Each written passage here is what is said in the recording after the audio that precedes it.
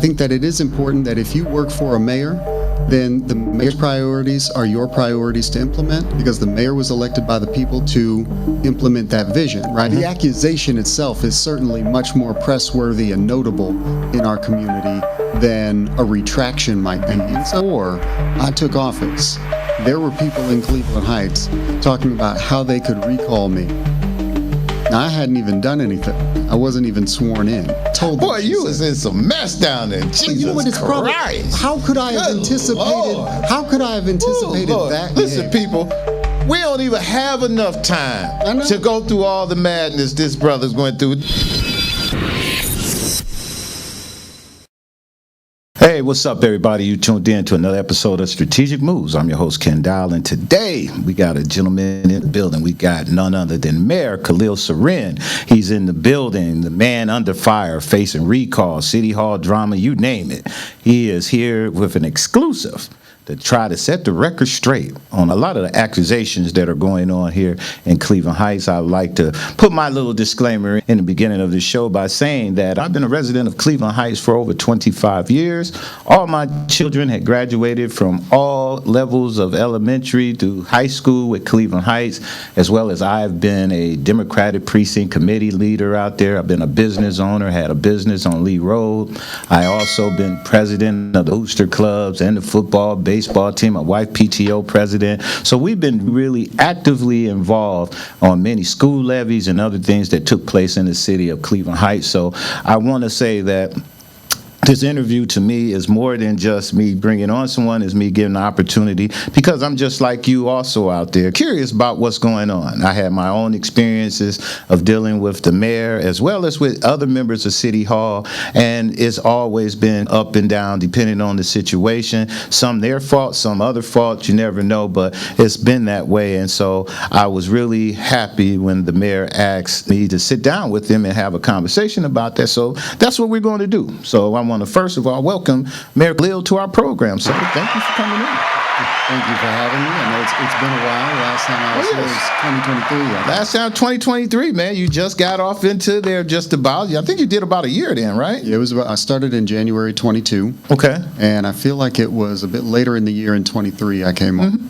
Yeah, you came on, man, and we did a recap. We talked about, and just to go back a little bit, I know we talked about some of the challenges you were facing even getting in the office at that time. And if you go back and look at that previous show, if you go back and look at it, we were talking about just the challenges you were facing getting into the office at that time. And like you say, you did just about a year at that time. And then some of the challenges that are coming out now. You mentioned you were having some of those issues back then. And I guess as things go, they say things just get worse and mushroom, I guess you could say. I remember some of the conversation we had before. One of the things that I was really concerned about back then and continue to be concerned about is this tendency that people have when politics get involved in doing the work of governing, in trying to improve a community. People will get in the way of good things happening, will try to distract as much as possible from good things happening, if they feel that stopping somebody from doing good work will make their political chances better or their friends' political chances better. And that's something that we've seen in Cleveland Heights for a long time. I think it was exacerbated by the fact that there's an elected mayor position now. So I was seeing that back in 2023. It continued. And it's unfortunate, and it's something that we got to guard against, and it's only gotten worse. All right, we're going to jump into it because we got a lot to cover, man. It's so strange now, man. I hate to put you on the spot like this, but hell, you put your name in the internet now, the interwebs, brother, you get pages and pages. I'm like, good Lord. They just kept coming up every day. I look up, there's a new article, man. So we're going to jump into a lot of these comments because a lot of these questions and things that are going on. So we're going to talk about the recall first, okay, because I think the recall is important. 4,000 people in the city have signed a petition to kick you out of office. They feel that at this time they want to recall you. Your term was up at the end of this year. You had an opportunity to run. You got signatures to rerun, and we understand. I'm going to let you explain to us what happened with that. Sure. And then, but in that same token, the community had put together these signatures and everything that with a campaign looming over you in September. My question to you is, what is your thoughts on that and why you feel the community felt that it was time to call for a recall instead of letting you finish your term? Well, the first thing I'll say is that as many signatures as they got, that's not the whole community. No. That's the first thing I think is important to note. And How many people is in the city of Cleveland Heights? We've got about 45,000 people. Okay. Maybe at this point it's about 44,000 people in the city of Cleveland Heights, about 35,000 registered voters in Cleveland Heights. And I'll tell you, with the talk about recall, amazingly enough, began in 2021. Now, I took office in 2022, but I was elected in 2021, and before I took office, there were people in Cleveland Heights talking about how they could recall me. Now, I hadn't even done anything as mayor. I wasn't even sworn in. But there was already that urge among some people in our community to walk along that path. And that tells me something about the merits of this particular conversation. But what tells me more about the merits of this conversation is in their explanation of why they think that a recall is necessary. So the folks are saying City Hall is under a pure chaos. They're calling it a circus in City Hall, and you're the ringmaster. And others think it's a witch hunt. Which one would you think it is? You know what? I think what we're looking at right now is what I would call moral panic and manufactured outrage. Easy. So this is how I view this campaign. I think that there are a lot of people in Cleveland Heights who have been fooled. And that doesn't make them fools necessarily, but what it does is I think it highlights and puts a spotlight on the tactics that the organizers of this campaign have used in order to push it forward. I'll explain what I mean by that.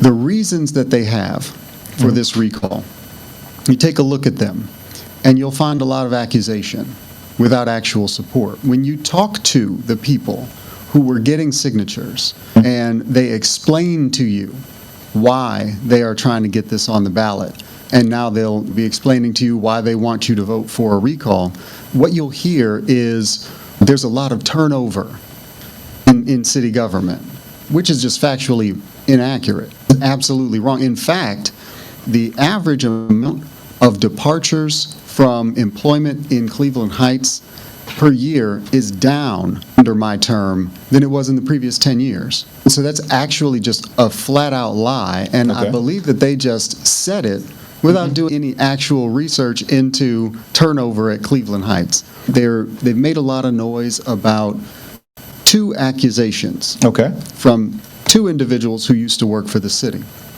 about me, and the accusations, one of which has been disproven, and we can get into that in more detail. Yes. The other of which was an EEOC complaint that needs to go through the EEOC process, but I feel absolutely confident that once that's done, the city and myself will be vindicated.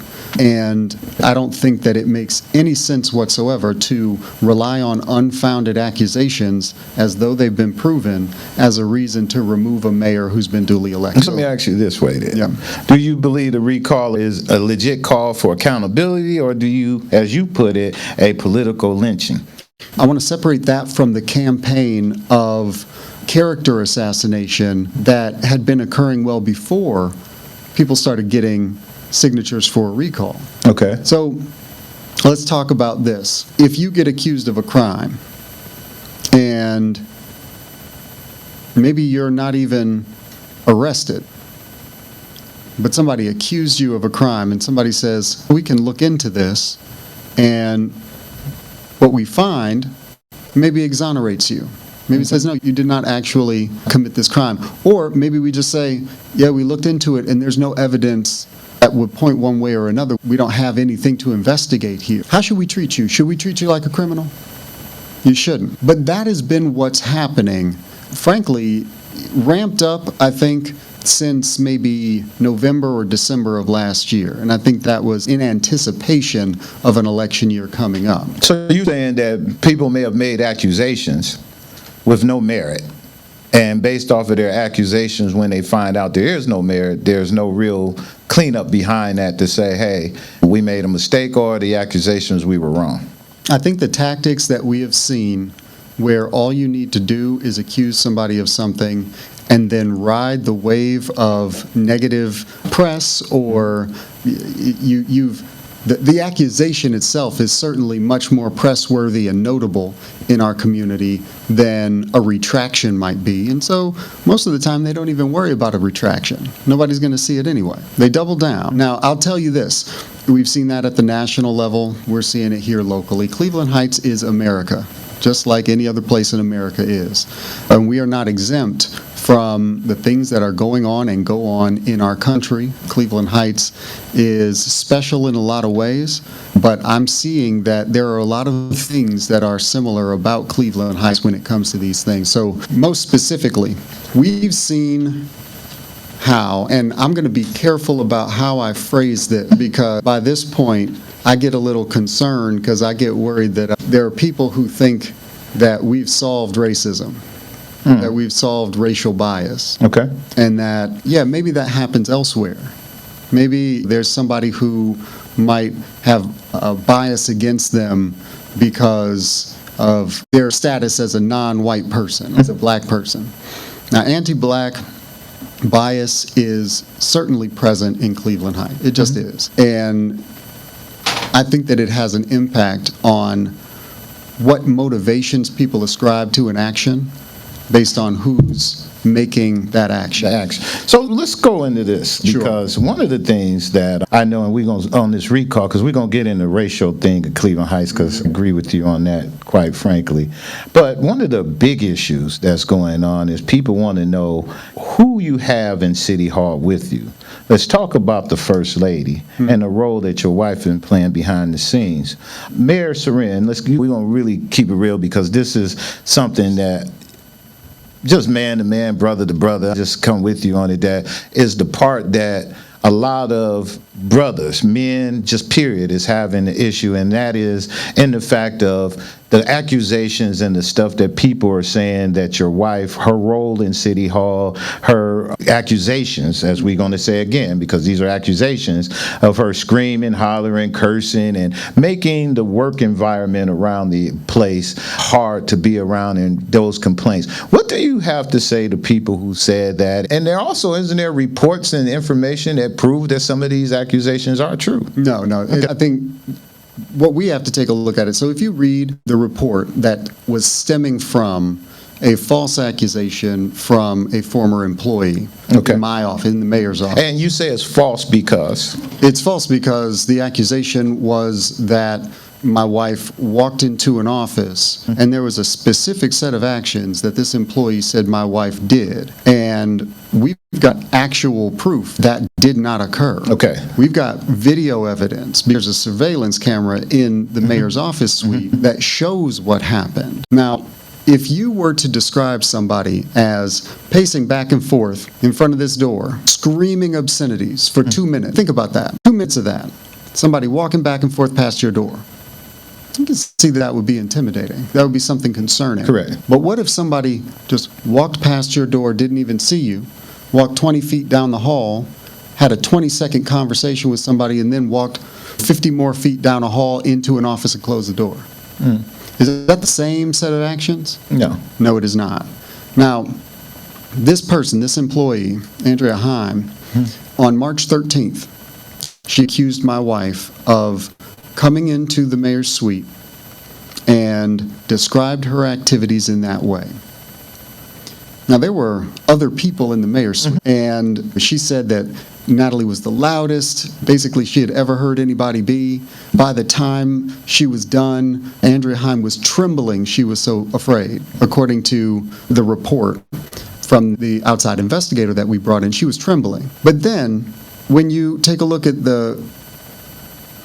first of all, the video evidence. When you take a look at the interviews of the other people who were present. Okay. So directly outside of Mayor's suite, there is a post where Officer Pitts sits. He is right there, right outside of my office, right outside of my office suite.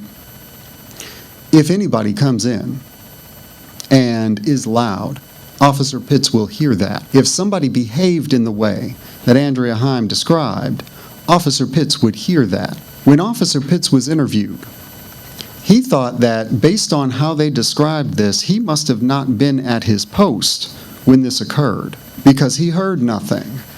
Was he at his post? He was. Okay. He was sitting there the whole time. He was sitting there the whole time. Natalie walks in, right past Officer Pitts, walks directly past, has a brief conversation with my executive assistant, Loretta Reeder, and then they both walk back into my office, close the door, and have a conversation.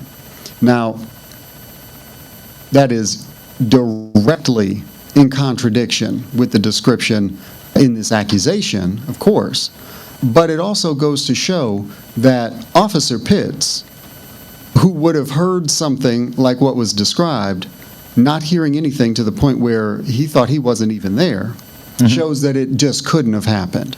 But I'm going to give you some more. There's another individual employee in my office suite named Dr. Boateng, Andrews Boateng. He is my sustainability coordinator. He was in his office the whole time. Now, his office is the office right next to mine. Andrea Heim accused my wife, of course, doing that first pacing back and forth for 2 minutes, claims that when my wife and Loretta went back into my office, closed the door, and talked, that Natalie was so loud that she could hear it all the way down the hall. Now, Dr. Boateng is next door to my office, much closer than Andrea Heim. He said, yeah, he saw my wife that day. She seemed a little bit upset, but he didn't hear any loud noises from her. It is impossible for that accusation that she made to be factual. Okay. And in my view, it is impossible to mistakenly accuse somebody of doing those things when it did not happen. It's impossible to mistake what the surveillance camera footage picked up for what was described in that accusation. Why do you think she'd do it? Why do you think why? What's her MO? I'll tell you, with the caveat that I don't read anybody's mind. Yeah, that's what I'm saying. If you were to guess, what would you think?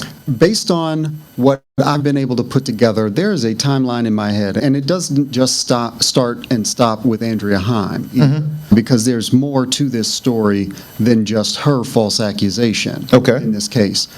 So, Andrea Heim worked in my office. She's an employee of the mayor's office, but for much of the time in 2024, I had moved her over to the community center because she was filling in and helping out when our Office on Aging supervisor had left and we were working to backfill that position. So she was over there helping out. She didn't come back to City Hall until January on a regular basis when I brought her back in, told her she needed to get back to her actual job. Around the same time, I hired Dan Horrigan, former mayor of the city of Akron, to be the city administrator. Now, Dan Horrigan assured me that he recognized that this was a non-political position. This is purely an operations position. This is a position that is intended to focus on the operations of the city, day-to-day operations, making sure that the city hall gets cleaned, that garbage gets picked up, that these things are happening the way they should.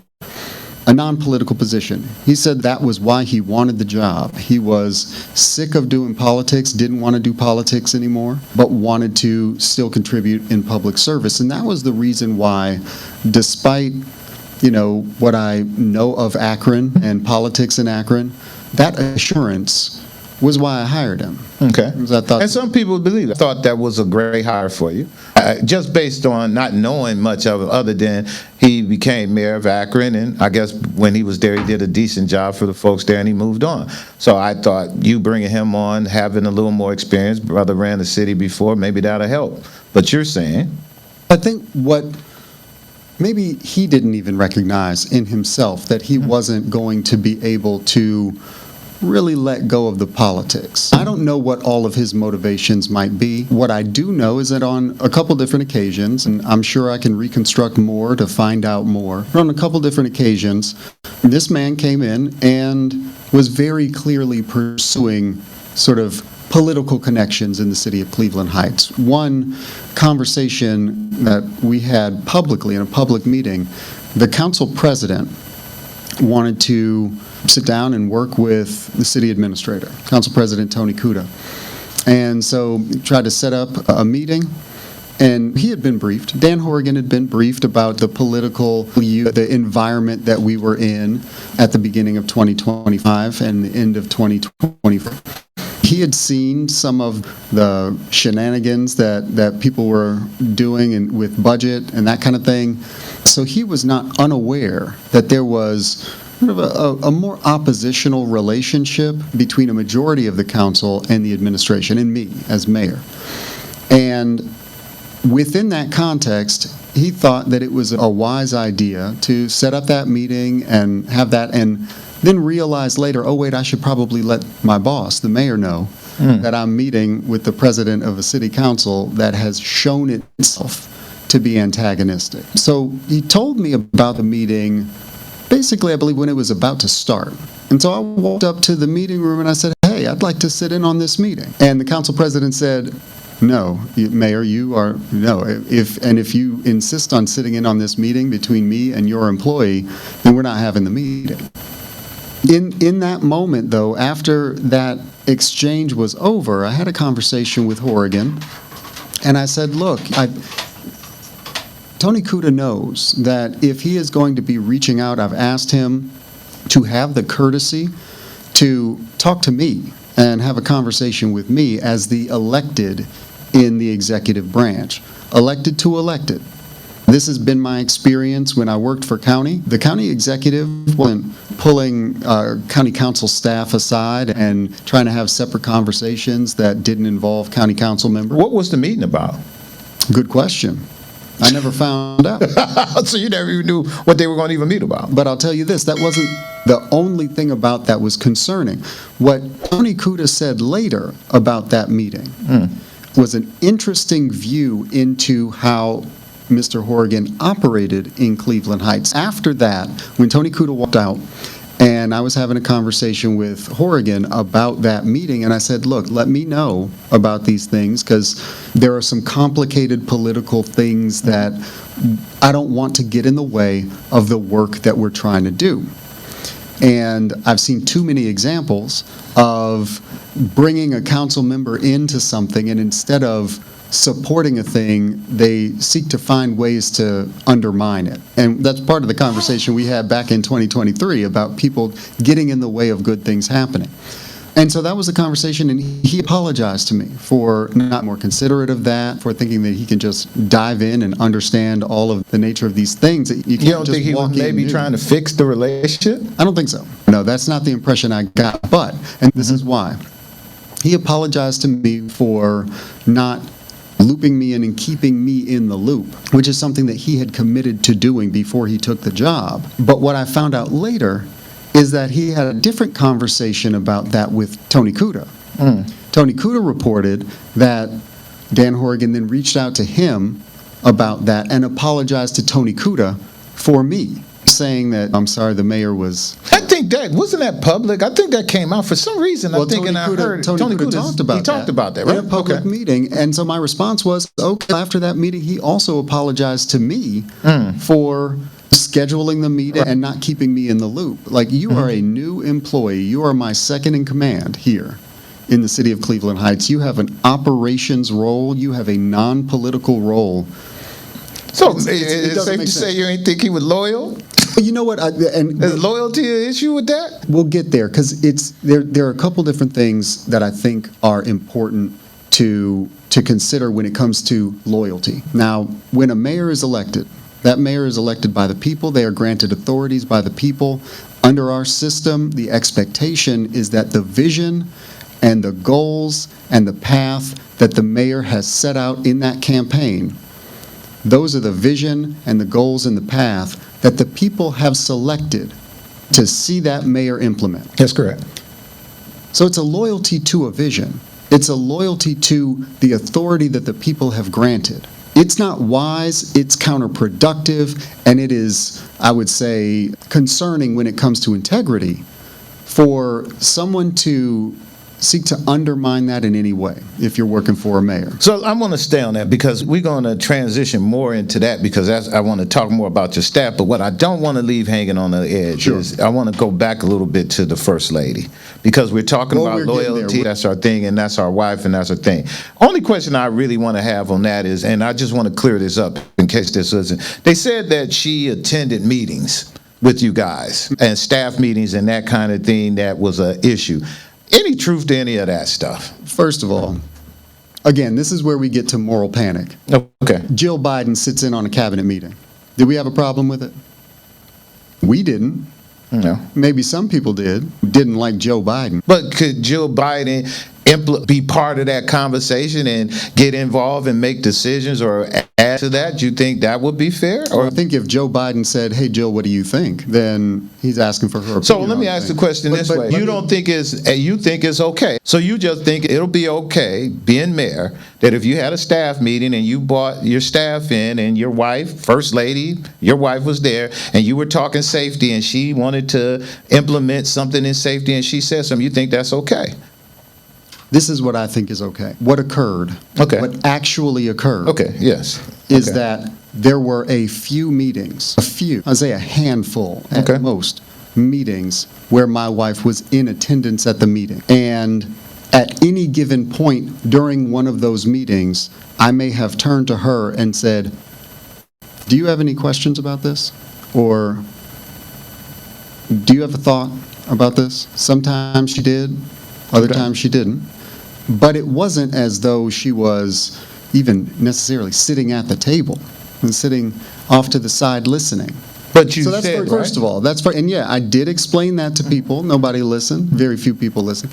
But the other piece to consider is when we're talking about some of the work that we're doing, it is very difficult to sit in a room with people who are in it. You and I were just talking about being in the bubble. I think that it is an interesting and important viewpoint to have a community member who can be critical and is not shy to be critical of my performance, of the performance of the city in the goals that we've set for ourselves, but that you can rely on not to be inflating problems for political reasons, not to be stepping beyond their bounds and attempting to undermine the goals of the administration, but it's somebody who is outside of the bubble that me and my directors are in, can look at it from a community perspective because they are a member of the community, a lifelong, born and raised in Cleveland Heights, cares about the city, cares about me, wants my success, wants the city's success, and is not shy to be critical of me. Let me ask a question. This is a dumb. Sure. I say, but it's never no dumb question. I tell everybody this. But is there a role for the wife of the mayor in the charter or anything we do? Because we all saying this, and it could be. Is there a role? Is there a position called First Lady? I don't know. So that's an interesting thing. People bring that up as though it is a point to make, and the idea that there needs to be some specific role for a spouse of a mayor in order for that person to provide their feedback or opinion to that mayor. There's no connection there. You don't need to have a formalized role in order for that relationship to play a role in the decisions the mayor makes. And this would be the same if we're talking about the President of the United States as well. And I'll let you know, there is no formal First Lady role codified in the United States. She gets a cabinet. She gets a budget, but that is not a formalized role. Okay. There are no specific duties of the First Lady that are codified in United States law. That's not a thing. It's not an official thing in that way. But we provide that respect and we provide that informal role, and we recognize that being a president is a 24/7 job, and it is an all-consuming job. And I think that one of the things people don't recognize is that if you're doing mayor, it is a 24/7 job, and it's an all-consuming job. Having that kind of support is important for a mayor as well. I think, but I think it's a double-edged sword. It can be, but it's a double-edged sword. But you have to have an understanding, and my Right. wife and I have an absolute understanding. She is my wife. I am the mayor. And this was clear to everyone. Yeah, but this is a double-edged sword you having on that, is that she's not elected, and now she's in a position where it's causing you your election. You know what? I think that You know what? I ain't gonna say she's causing you. That's unfair to say. No, I would say they're trying to use it as a reason to say that's one of the dysfunctions that happened under your administration. So let's put it that way. Yeah, so I will say this. I think that there are people in our community who are attempting and have successfully, I would say, misused my wife's presence in Cleveland Heights City Hall and her relationship with me to malign both of our characters. Okay.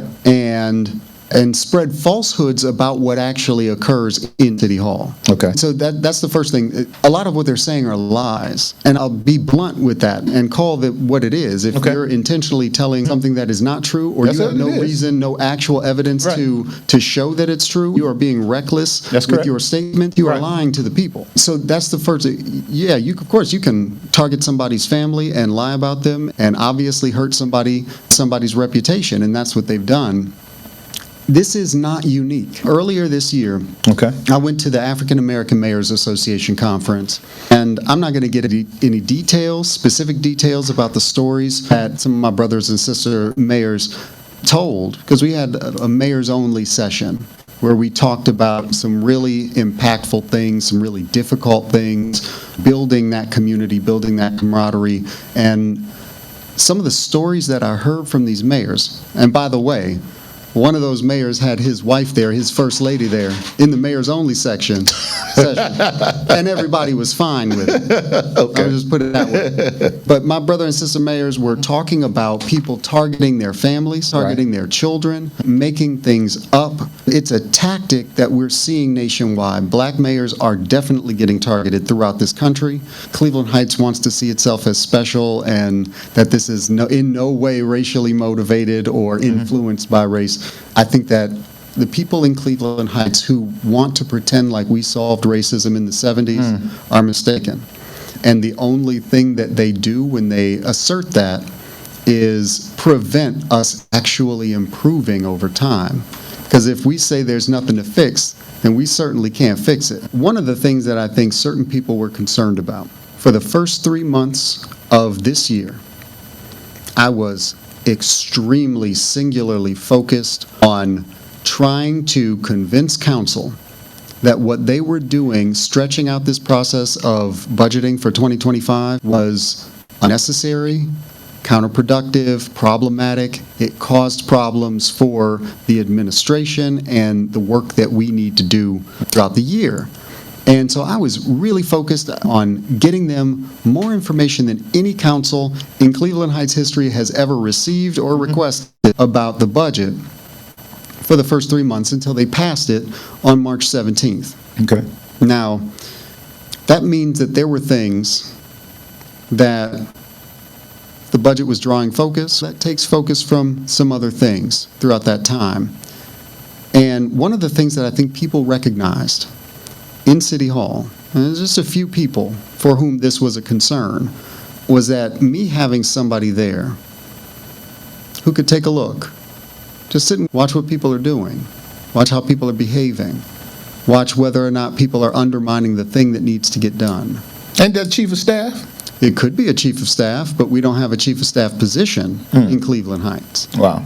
And I've thought about hiring a chief of staff, but I don't believe, based on my experience of the city council, that they would cooperate with me creating that position. Oh, you would have to create I would have to create a chief of staff position, put it in our wage and salary ordinance in order to be able to. Really? Oh, that's what so when you said, I thought you just didn't hire one. You're saying you don't have a chief of staff as a... That position does not exist. So who's second in command? It would have been the city administrator, except the city administrator was more interested in developing those political relationships with I got you, people. I got you. And so that's the kind of thing that I want to get back to, and this is why I'm All right, so talking about Dan Horrigan at City Hall. All right, Cleveland Heights paint a picture of turmoil. They're under fire, tension, a resignation of a lot of folks leaving up out of that office over the time.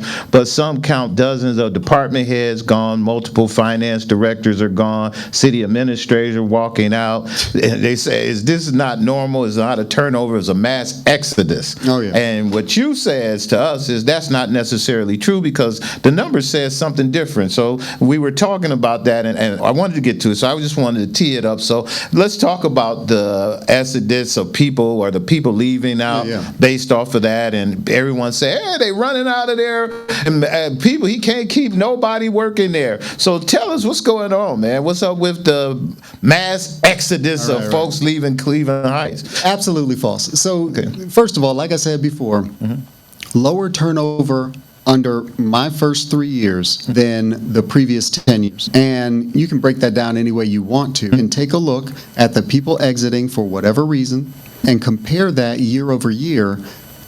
Turnover under me has been lower.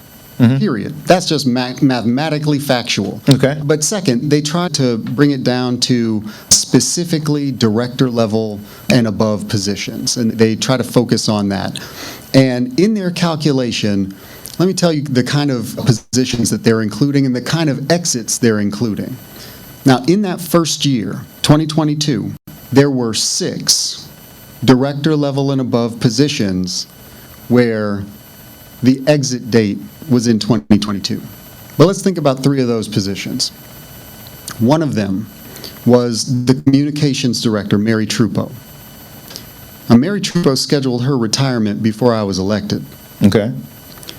It just so happens that because she had leave to run down, her exit date was the first week in 2022. So did I run Mary Trupo off?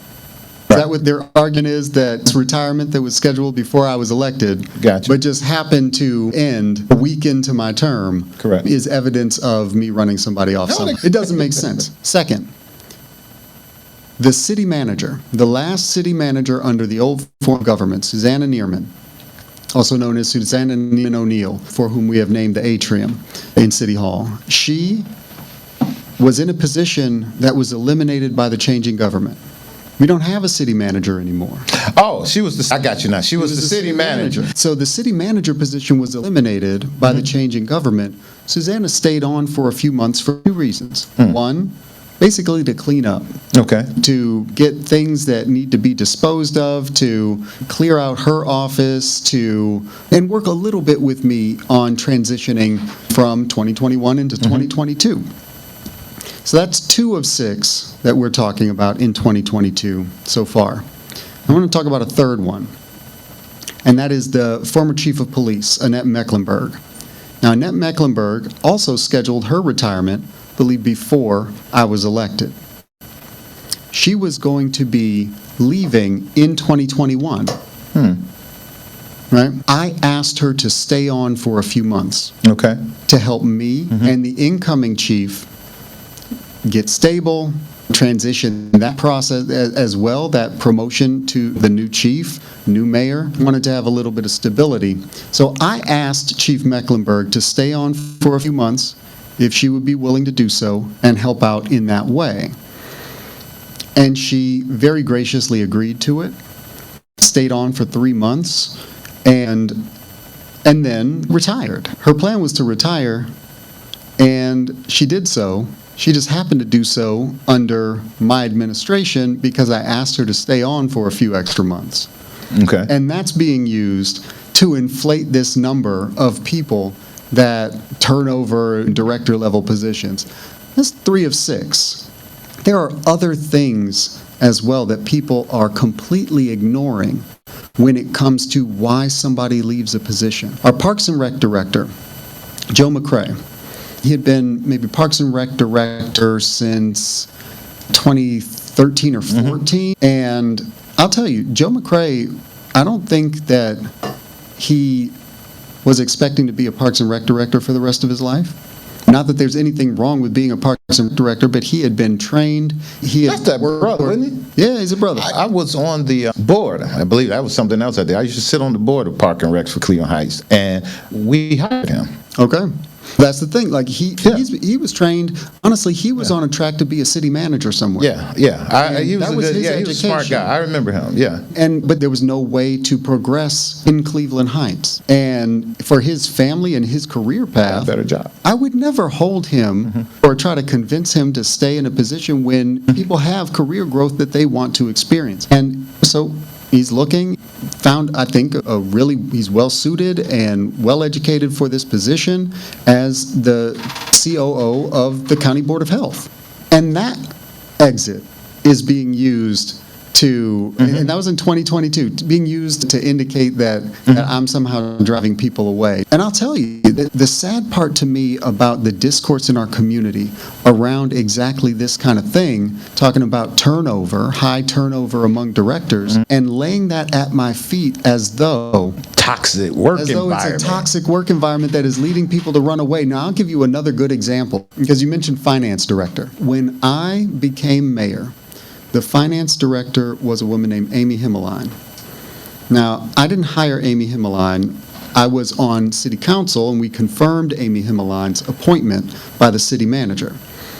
And I'd known Amy Himmeline from the county. She was a county worker. But when I became mayor, as mayor, which is a political position, a position that is intended by the community to reflect the values of the community, intended to speak up for the community and defend our values, right? Now, our community is relatively on the sort of the left side of the aisle, and so we've got certain things that not everybody agrees with in Cleveland Heights. We're not a complete monolith, but there are certain positions that the people who elected me would expect me to support, defend, and shout from the rooftops. One of those issues had to do with abortion rights. And so I was very strongly in favor of maintaining people's right to choose, to have an abortion, and I made that position known. And I was strident in my commentary on it as well. Amy Himmeline decided she needed to resign. And I asked her why. And she gave me one reason. And that reason was that she didn't feel like she could be on my team because of my views on abortion. Really? She was standing on business. Well, she was standing on her business, and I was standing on mine. And you were standing on yours. And that's why I say she at least told you. I respect her a lot because she quit her job. I'll tell you this. She stood on it so much that she said, hey, I'm willing to leave. She had another one lined up. Found a more hospitable place to work in South Euclid. Okay. And that's fine. That's fine. She went where she felt more comfortable. That's deep, though. Wow. But my point is, that's something that is being used to say that I'm creating a toxic work environment when... Don't worry about that. I would be very surprised if the majority of people in Cleveland Heights would be concerned that I am very strongly pro-choice and that I am vocal about it and that I will do what I can to support and defend people's rights. Interesting. So so those are the sorts of things. People don't know the stories behind each individual exit.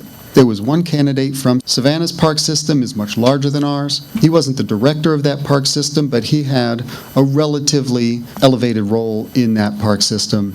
And the calculation that we made in that panel when we were interviewing these people was, okay, we think that this person can digest our relatively small park system, relatively small, based on their experience in Savannah, Georgia.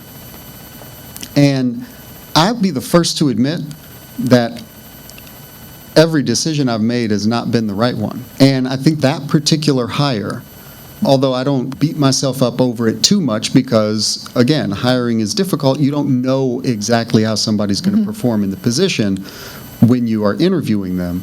But we made that hire, and looking back, that was a bad hire. But when it really came to a head was in 2024, at the beginning of 2024, when this director, I would say, tricked the interim finance director into purchasing a vehicle for his use that had not been authorized either by the city administrator, by me, or by council. Wow. Which was necessary because the purchase was above the threshold for council's approval. Wow. I didn't find this out until later. So he gets this car illegally purchased. And then I find out later, it was a Ford Explorer Timberline edition, okay? He was very focused on that particular edition. I did a preliminary investigation.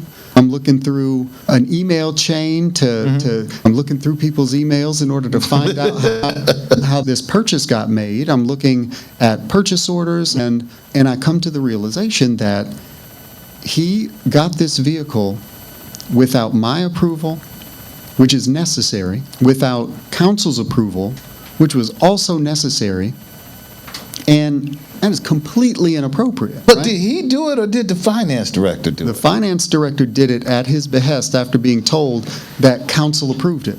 But don't they have a process they They supposed should. Because I don't really blame dude. I do. I'll tell you. I think he was involved, but come on, man. I'll put it this way. You the last sign. You supposed to sign those checks now. Both of those people were responsible for their failures. Okay. Any director should be aware of and conform to the requirements of Finance contracting. director, all Finance monies director go through especially. you. Spine. But in this case, this was, I would say, a deceptive way to go about it. Now, there were internal control failures There you that go. allowed Okay. the Right. purchase to be made. But the prime mover Oh yeah. of the decision was well, my man. He was cold, but he was this close from almost being. I don't know if y'all charge him for theft, but it's almost close to theft because it's like you deceived everybody. Well, this to do is that. what I did. In response to that, what I did was I went and I got the keys. I took that vehicle and I took it to our impound lot. Okay. And I set it there. And after my preliminary investigation, and then I had law and HR do a little bit more investigation. They interviewed and went through that process, the people who were involved in that purchase. And then I went to council and I informed them of what happened. I asked them for their help in rectifying it because otherwise it could become an audit finding. So they Right. retroactively approved the purchase so that we could then take that car and return it for the cars that we were actually trying to get, which were pickup trucks for use in public work. So they took it back for you. They took it back. We traded it in. Basically. Okay, that's good. But my point is, the result of that was that with the advice of the law director, which I now come to see was bad advice in my view, it was my inclination to terminate him for that. And the law director said, maybe don't go quite that far. And so I said, okay, on your advice, I'll give him a last chance agreement. I'll design a performance improvement plan that would be managed by the city administrator. Instead of signing that and trying to improve, he quit. And then he went to Tom Jewell at the Plain Dealer and badmouthed me to everybody in Cleveland Heights. Wow. Now, city council members who were briefed on this issue knew exactly what was going on with that. And yet, they are still using Kelly Ledbetter's exit as some evidence of some toxic work environment that I'm creating to drive directors away. I got you. So the other thing, it's funny. There's one individual, a guy named Michael Bennett. Michael Bennett used to be with Cleveland Leadership. They do the Leadership Cleveland. I went through the program, and he has been extremely anti. He was a big fan of my opponent in the 2021 election, was very upset that his candidate didn't win that election, and has a really negative opinion of me since 2021. That's fine. In his pitch to people to try to get them to sign that recall, he brings up the first city administrator, the first hire I made. His name is Joe Sennett. Joe Sennett was a 3-time mayor in Erie, Pennsylvania. The city, maybe about double our size. I hired him because, again, he assured me that he was interested in doing the operations work, was not interested in doing the politics. He had been a mayor, so he understood some of the political things that can go on. Joe Sennett, though, is an example that they use when they are talking about a city administrator who was there for a short time, relatively short time, and then left. And this is how they sell it. They say, yeah, the first city administrator left after a year.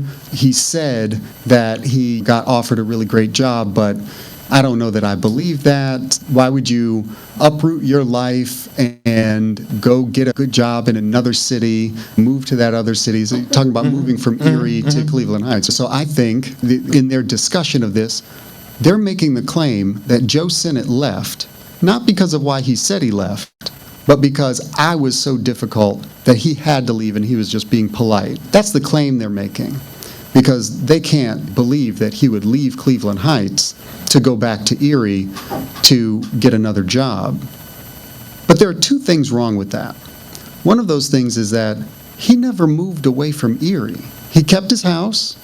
He would go back there every weekend. This is a couple hours away. Erie's a couple hours away. That ain't that far. His girlfriend lived there. He rented a place in Little Italy and was here during the week doing the work, and would go back to Erie every weekend. Now, what I know and what he expressed publicly was that on one of his trips back to Erie, one of the weekends that he spends in his home, he was at a political function because he's a former 3-term mayor. So he's invited to these functions, and he runs into the Erie County Executive. And the Erie County Executive stops him, though, and says, hey, I'm thinking about setting up an entirely new economic development department for Erie County, and I want you to run it.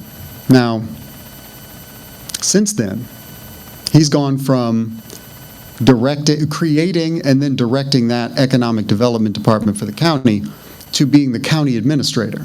Oh, okay. Right? So in Erie County, in his hometown. Okay.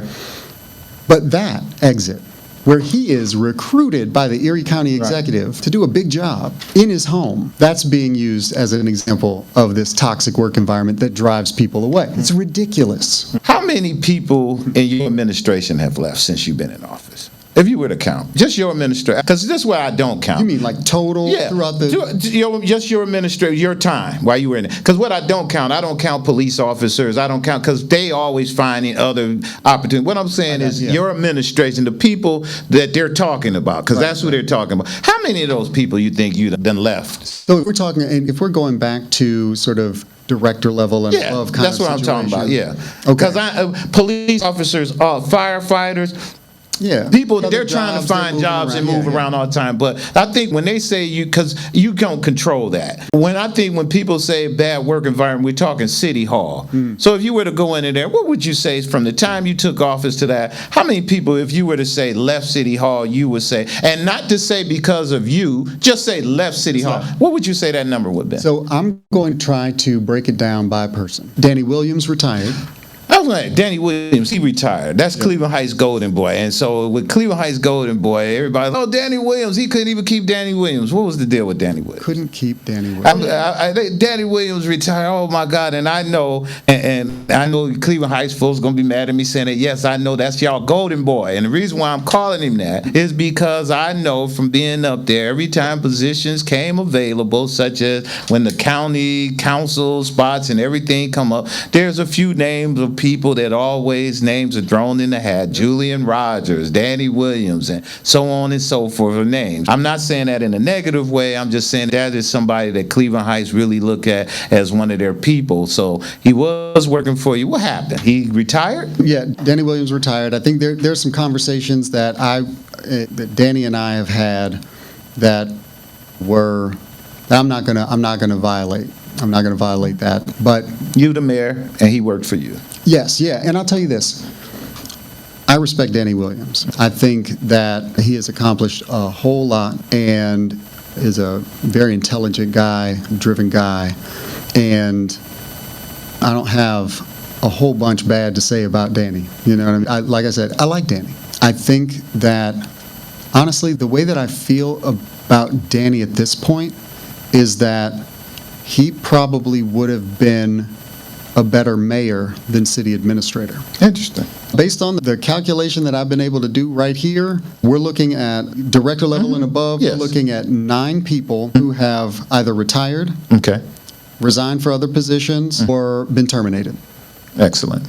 So further emphasizing this point, That's 9 people over 3.5 years.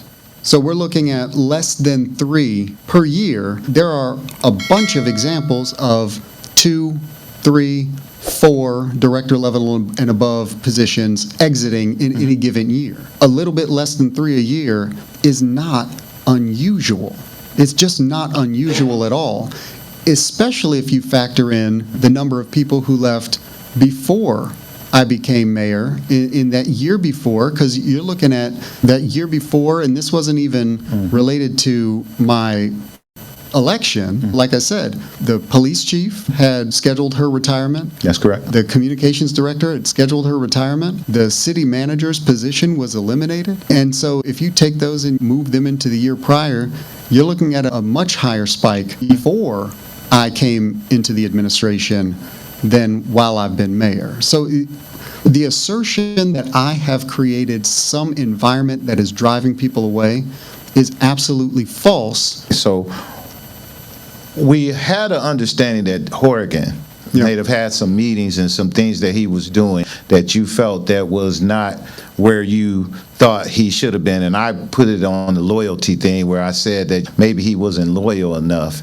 and that kind of thing. What was it in that relationship that you felt that you really felt that, you know what, this is not a really good fit for me as the leader of this town, because, as you say, he just seemed to not want to put the political hat away to do the work?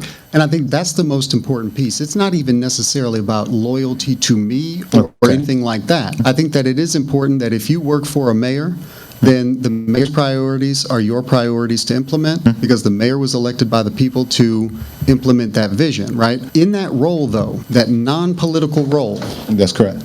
if you are focused on the political, and you are focused on the political in a way that undermines your relationship with your employer, with your boss, with the mayor, with the person who is elected by the people to present and implement this vision, that's problematic all on its own, because it takes you away from your actual job, which is operations. You should be meeting with directors. You should be meeting with people who are driving the plow. You don't need to meet with council members for that. And one really good example, you certainly don't need to be meeting with council members and cutting your boss out of the conversation, because that, frankly, I think, interrupts the will of the people who elected that person to drive the vision. Okay. So I think that's an important thing. It's not about loyalty to a person, but one really weird example of how the operations piece was interfered with by his insistence on these political conversations. There's a council member, Jim Petrus, who announced that he was running for mayor a while back. Obviously couldn't pull petitions until petitions were available to pull, but he had been telling people he was running for mayor. Dan Horrigan knew that he was running for mayor. Dan Horrigan wanted to have a meeting with Jim Petrus. Now, this meeting was supposed to be about roads, road funding. And I told Dan Horrigan I wanted to sit in on that meeting. Now, Dan Horrigan had been in his position for a month or so. And as somebody in your position for a month, you don't know what you're talking about. And maybe you're just going to a meeting to learn about something or something like that, and that's fine. But I said, you know what, I want to sit in on that meeting. And he said, okay. And so this was scheduled to be a Zoom meeting. We were going to do this in his office with Jim Petrus. We were going to talk about roads on a Zoom. Now, I know more about our road program and our budget than Dan Horrigan does after a month on the job, which makes sense, which is one of the reasons, not the only reason, but one of the reasons why I wanted to sit in on this meeting. So we get to the day of the meeting. This is February 28th. And just to get back to this, Natalie's at the office. She's there with me. She's in my office primarily, just doing some other stuff. But she knows that I have a meeting scheduled, that I'm going to be going into Dan Horrigan's office and having this meeting, because I talked to her about my day. And she notices that the place where I'm supposed to be having a meeting coming up soon, we just had somebody come in and they're starting to paint that office. And so she says, hey, I thought you were having a meeting. She was telling me, hey, they're painting this office. What's up with that? And so I go find Dan Horrigan, and Dan Horrigan has left, and he's trying to find some other place to have a meeting with Jim Petrus because he called somebody to paint his office during the time that we were supposed to have a meeting in his office and did not tell me about it. So I went to him and I said, hey, what's going on? I thought we were going to be meeting in your office with Jim Petrus. I told you I wanted to sit in on that meeting. And he said, yeah, I'm not comfortable with that. So I'm standing outside the executive conference room on the upper level in City Hall, talking to my city administrator, my second in command, the person who is hired to work for me to assist in the operations of the city. And he tells the mayor that he's not comfortable with the mayor sitting in on a meeting with a council member who has already declared that he's running for mayor. Hold on. Is this the second time or this the first time? This is the first time. I remember the first time. So this is the second time. This is the second time. He tells me that he's not comfortable with me sitting in on this meeting, on a meeting ostensibly about roads. Now, I'll say I didn't know how to take that. Honestly, Wow. it was flabbergasting. I didn't know how to take that. It was confusing. That's That response was confusing. But I'll tell you, where the operations piece meets the political piece, he really wanted to have that meeting with Jim Petrus, and he really didn't want me to sit in on it. That's wild. So he canceled the meeting. Except, I hear later from Jim Petrus that he got information from Dan Horrigan about roads, that they talked about roads at some point. And Dan Horrigan told Jim Petrus that a city our size should be spending $6 million on our road program. Now, Dan Horrigan is from Akron. He was mayor of Akron for 2 terms. And he was on the job for a couple months before he left.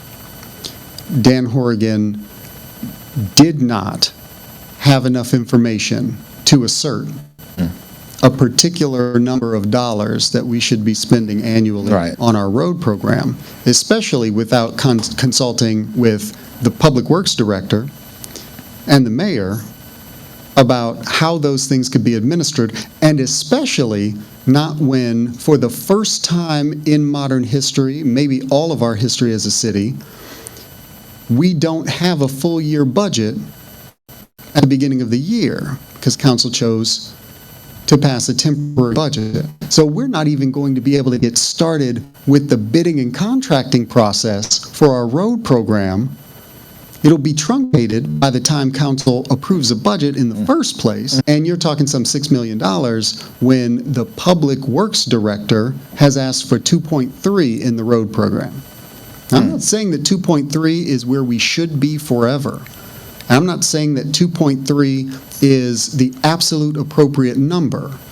But what I am saying is that as a new employee, as the person who is tasked with the operations of the government, paying attention to what your Public Works Director says you can actually do this year makes a whole hell of a lot more sense than telling a council member who's running for mayor that we should be spending more so that council member can say, hey, this administration isn't spending enough on roads. That is wild. It is. It is wild. Now, that was on February 28th when I confronted him about that, and he told me that he didn't feel comfortable with the mayor sitting in on a meeting with another politician. So that was the 28th of February. Less than 2 weeks later, Dan Horrigan is accusing me of creating a toxic work environment, or a hostile work environment. And shortly thereafter, he is resigning his position because of this made-up hostile work environment. Because if we're talking about people exiting, Dan Horrigan is an interesting example.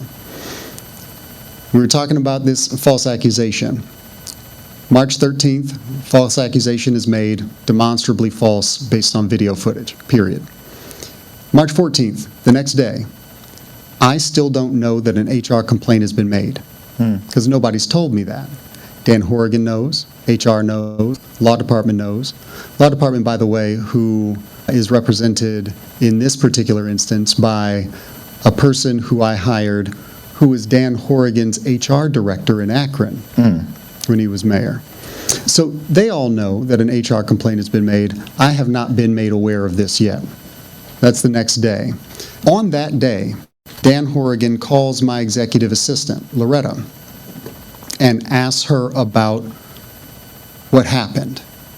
Now, she's homesick that Friday, and she thinks he's calling because she's sick, calling, asking how she's doing. So she says, I'm under the weather. He says, no, I'm not talking about that. I'm talking about the incident from yesterday. Now, her response I know about because she came to me the next Monday and recounted this conversation. And how she explained this conversation, Dan Horrigan asked how she was doing. She said, I'm sick. I'm not doing all that right now, but I'll be all right. And he said, no, I'm talking about yesterday, the incident yesterday. And she said, I don't know what you're talking about. What incident? And he says, the incident with the mayor's wife or whatever. And she says, okay, I'm not exactly sure what you're talking about. Look, I've got a lot of stressful stuff going on at home. And there were some issues going on. I don't need any stress at work, so whatever it is you're talking about, just leave me out of it. That was her response to Dan Horrigan when he called asking about the incident from yesterday. Dan Horrigan, though, that Friday sends an email to Human Resources and to the Law Department characterizing that discussion this way.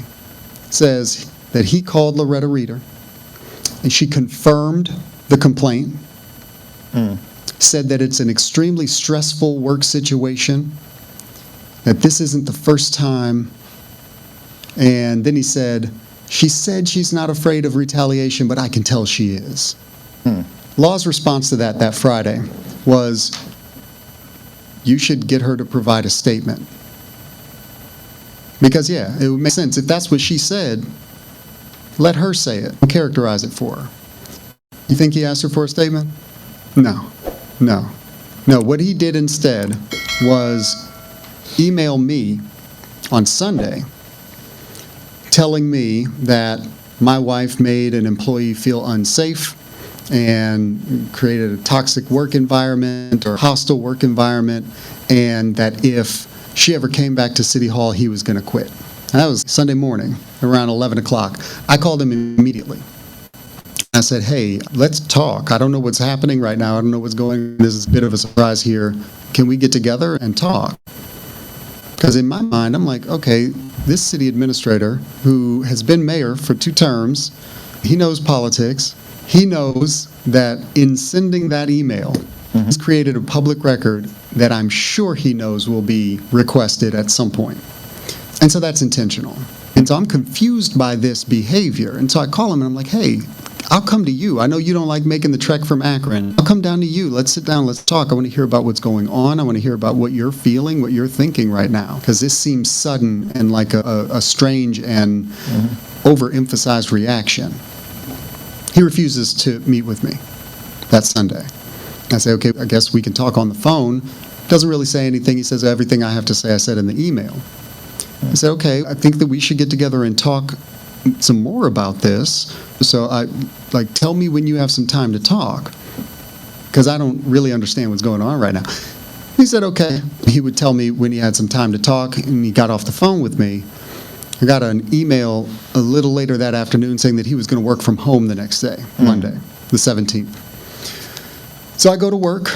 I'm doing work. I'm hoping for and anticipating council passing the budget finally on March 17th, which they did. But 24 hours, or almost 24 hours after he sent that first email, he sends me another email saying that he brought a very serious issue to my attention and that I had not addressed it quickly enough, and so he had no choice but to resign.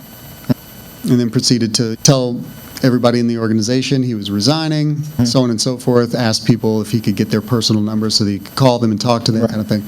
And then he proceeds to go to the Akron Beacon-Journal and discuss how a family member of the mayor has created a hostile work environment and threatened somebody's safety, kind of thing. So that's Dan Horrigan's exit from service in Cleveland Heights after a couple months.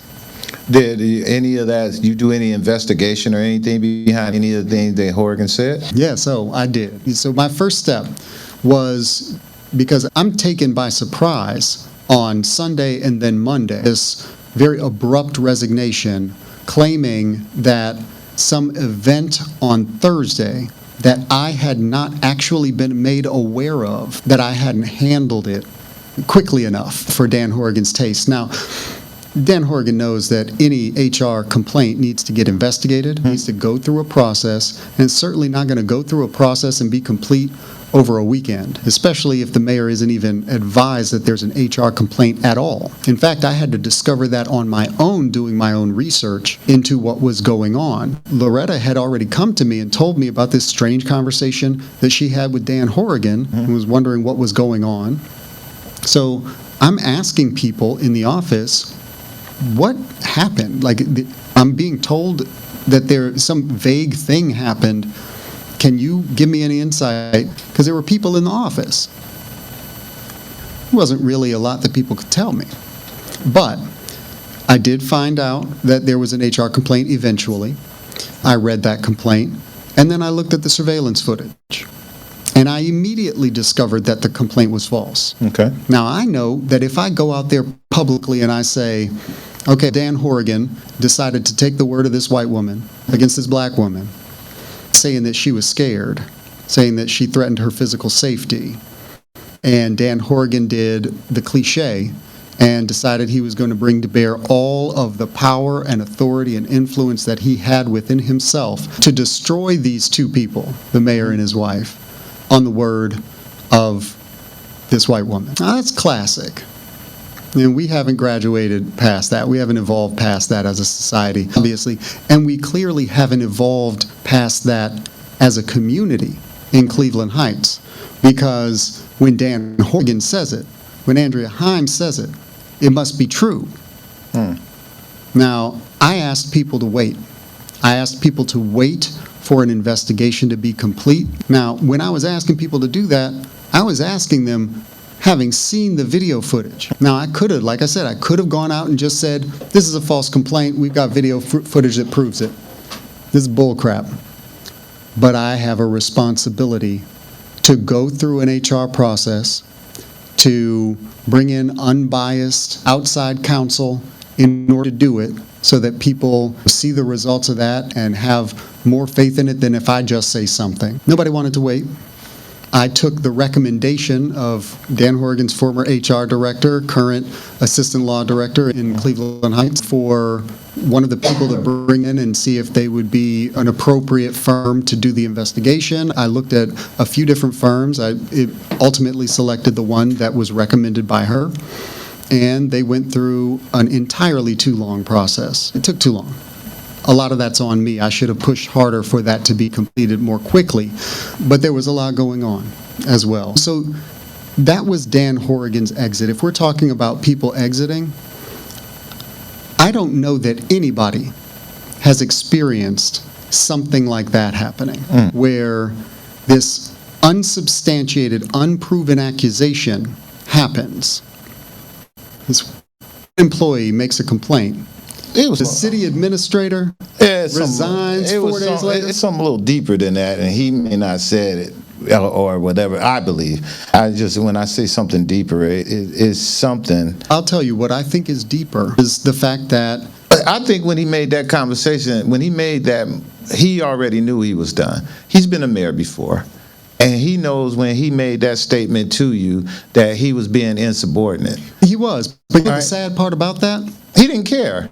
And this is why I say it's deeper. And I want us to move on because we really, we did. Yeah. It was deeper than that. And I'm going to go as far as to say is that at that moment, he had to make a decision on whether he wanted to deal with you or not. You see what I mean? Yeah. And when he made the comment to you to say that, hey, I didn't think, he's been a mayor. He's been in politics, and he knows, so he's looking at you, and when he said that, that was like, hey, brother, I ain't, no. And then the next day when he called to say, I'm working from home, he was already in his mind, I don't want to put it and say it was a white man, black man thing. I'm going to just say it was a man thing. It was just that, brother, I ain't letting you talk to me no more that way. I don't think you should have been there. I might have been wrong about what I said, but I said it. And then I'm going home and I'm not coming back because in my mind, I'm quitting already. I just need to know how I'm going to do it. And he took the weekend. He took the weekend to figure it out. And he dragged us under the bus. Okay.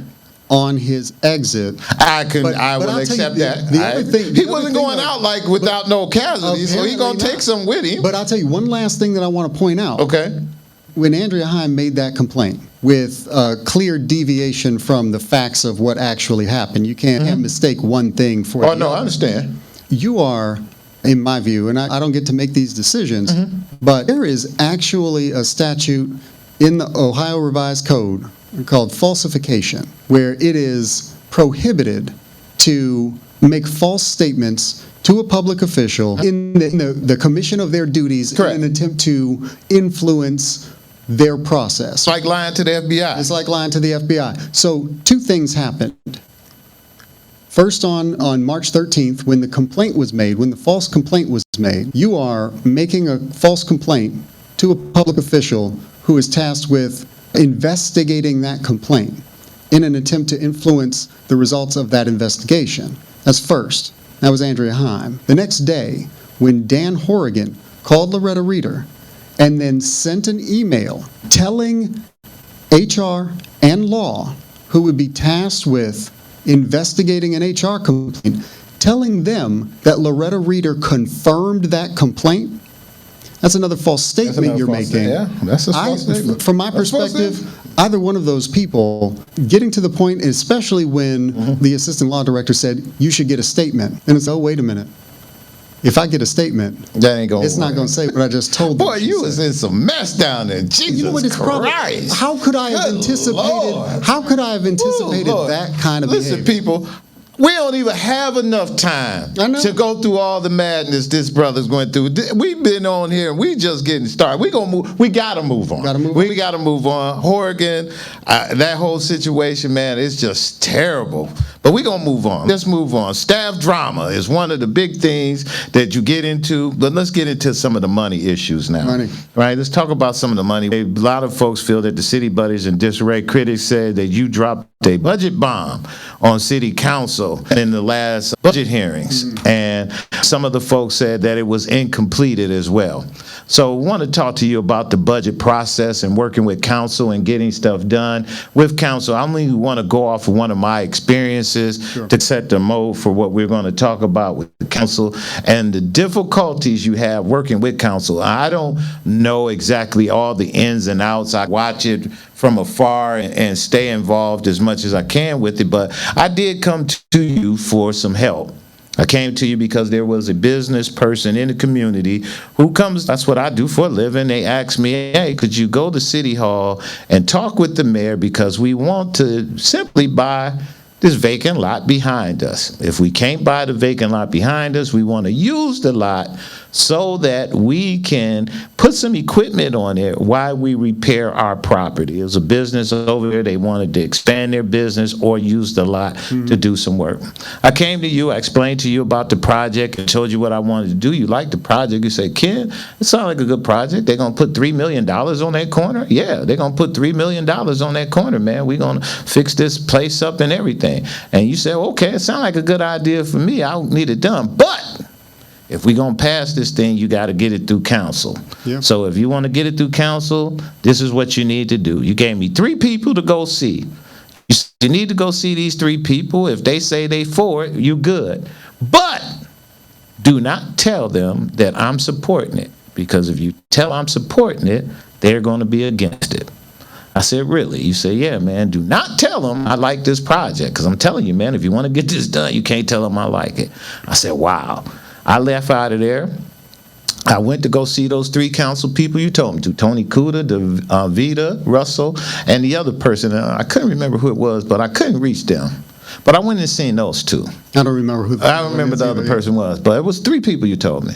But so when I went to see Tony Kuda, I sat down with Tony Kuda, met him at a restaurant, told him what I wanted to do. He told me, looked at the project, sound like a great project, man. Really like what you're doing here, man. Y'all gonna put $3 million on that corner? Yeah, we're gonna put $3 million. That sounds great. I like it. I'm for it. But you got a problem. I said, what's my problem? Man, it's the mayor. I said, what's the problem with the mayor? Man, if you tell the mayor I like this project, he ain't gonna do it. I said, really? He said, yeah, now I ain't saying nothing because I'm like, I got to get this project done. So I can't tell him what the mayor just told me, so I'm going to just keep it moving. So I left there. I went to go met with DeVita, sat down with DeVita. DeVita went, looked at the project, really spent a lot of time with DeVita. She's thorough. She want to go through it all. Went through it all with DeVita and everything. DeVita was like, oh, sound like you putting $3 million on that corner. I said, we putting $3 million on that corner. Wow. I like it. You gonna do a community meeting with some of the people? I said, yeah, we'll do a community meeting and all that stuff. No big deal at all. I like it, but you only got one problem. I said, what's that? She said, if you tell the mayor I like it, you'll never get it done. And I sat there and I said, how the hell do they get any work in City Hall done? How do they get any work in City Hall done? So I'm saying that to say that I'm proposing this question to you about the last budget that went through and all the stuff that you had to go through, that people are continuing to say that. And part of that is the mismanagement, because I don't want to spend too much time in the budget because, like I said, we got to rapid fire these things. But the thing that I started out saying that I was most disappointed in, because budget, it got passed or whatever. I don't really need to get much into that. But this is the part I want to focus in on.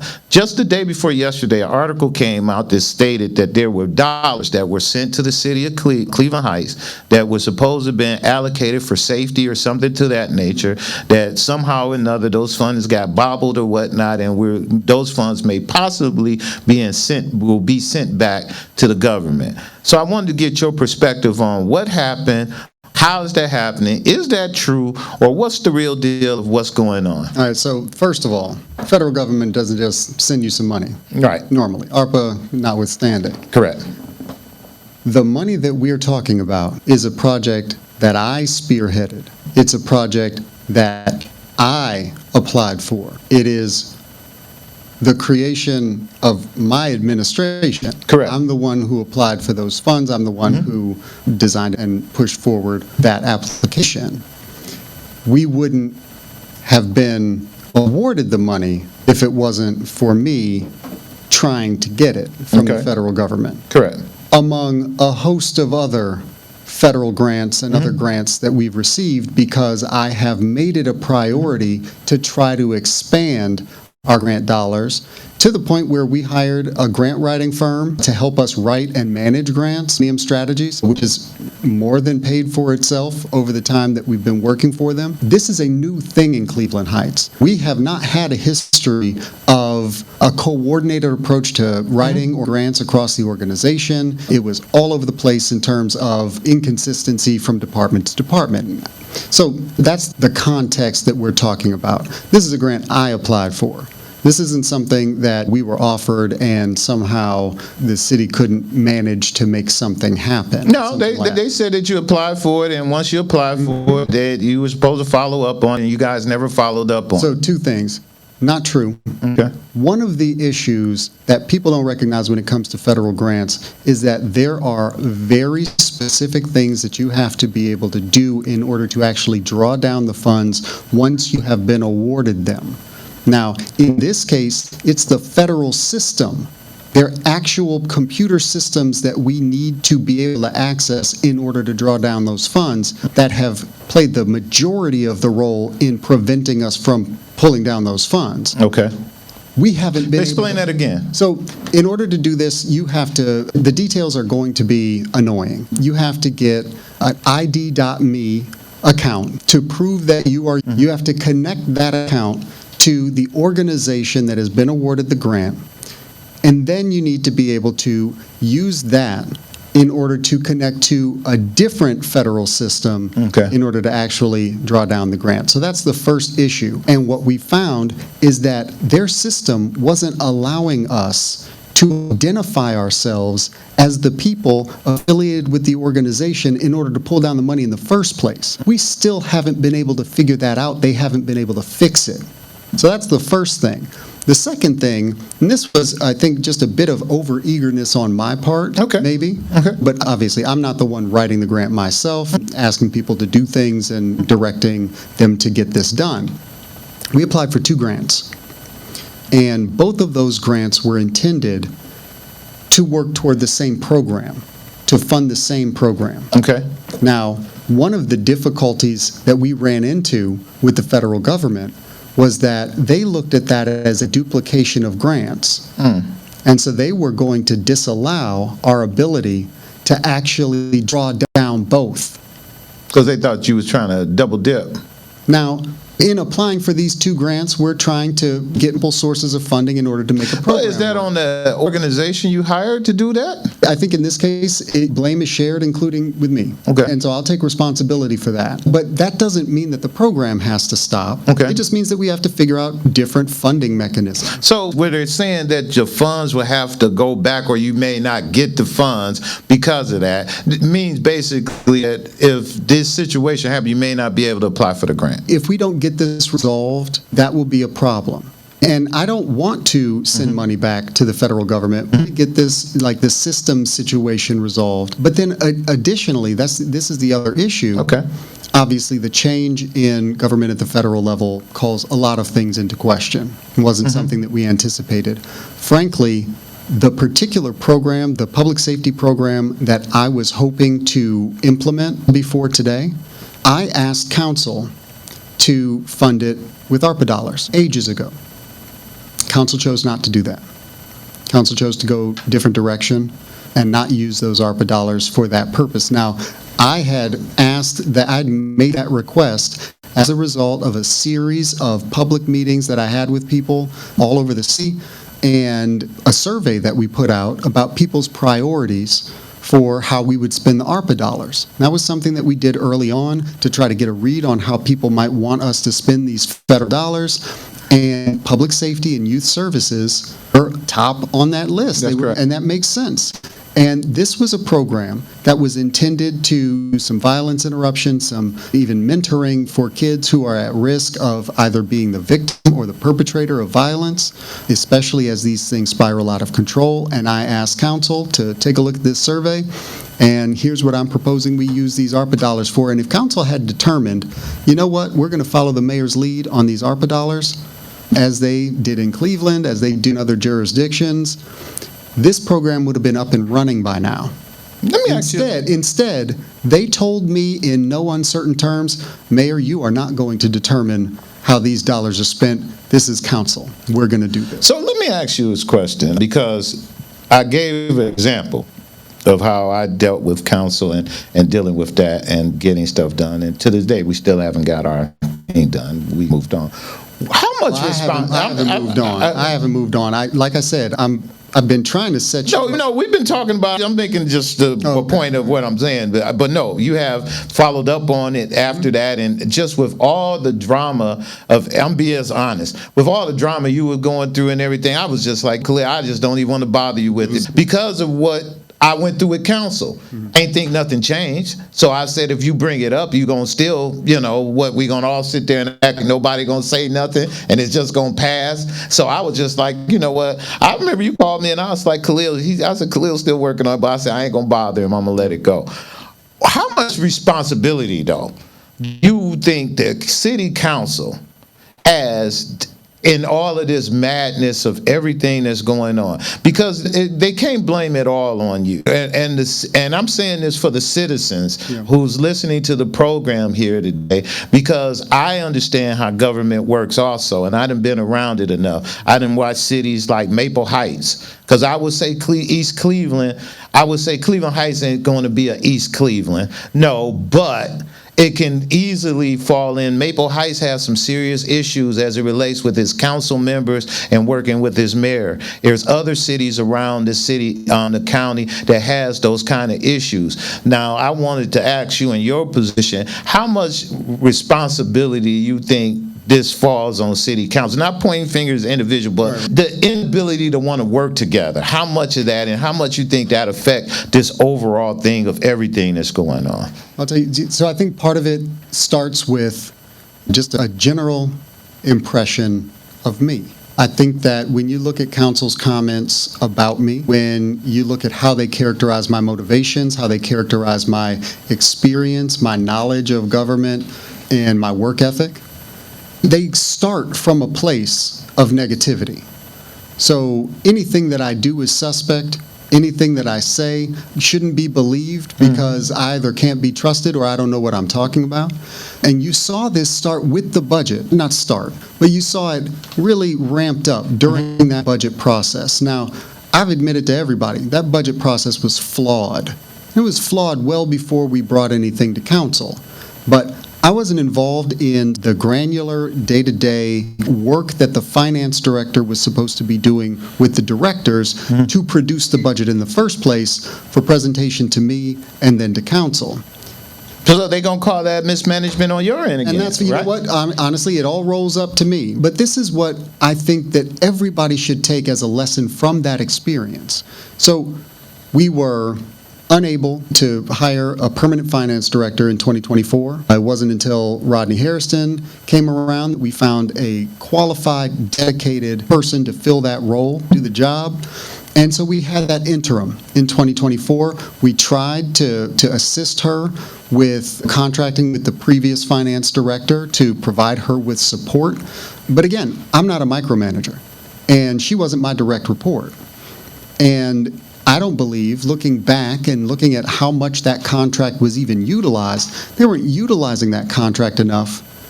We had probably about $45,000 total in that contract. They used about $16,000 of that contract in terms of time with that former finance director.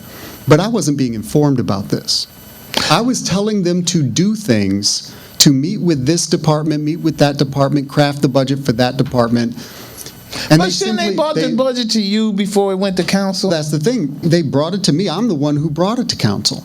Yeah, but they saying it was missing pages, missing all that stuff. That's actually not true. Okay, that's what I'm going to get to. So let's get to the reality here. In 2022, when I became mayor, I demanded a different budget process. I created this budget book. Okay. I insisted on budget hearings with each of the directors to explain the budget in their operating department. Similar to what they do in Cleveland. Similar to what they do in Cleveland. That's not how we used to do things. How we used to do things is basically we'd have, I don't know, a 10-page document. They'd go through some things. Okay. And boom. It was not a robust process, and I wanted to do more. And I wanted to do more over time. So in 2022, I created a budget book. I had a set of budget hearings. And then in 2023, I did even more, okay? Now, that was at my insistence. In 2024, we faltered.